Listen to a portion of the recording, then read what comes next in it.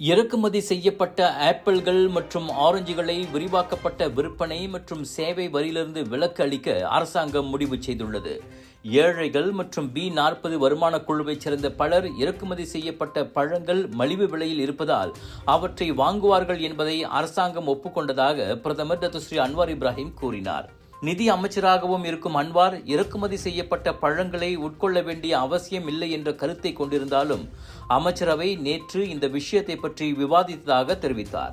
இந்த விவகாரத்தில் அதிருப்தி இருப்பதை நான் கண்டேன்.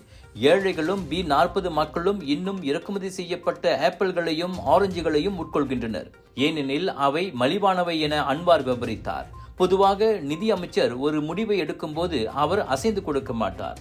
ஆனால் நான் எனது அமைச்சரவை சகாக்களிடம் விரிவாக்கப்பட்ட SSTயிலிருந்து இறக்குமதி செய்யப்பட்ட ஆப்பிள்களையும் ஆரஞ்சுகளையும் விலக்குவது உண்மையில் நியாயமானது என்று குறிப்பிட்டதை மடாடி நகர திட்டத்தை தொடக்கி வைத்து பேசிய போது அன்வார் சுட்டிக்காட்டினார்.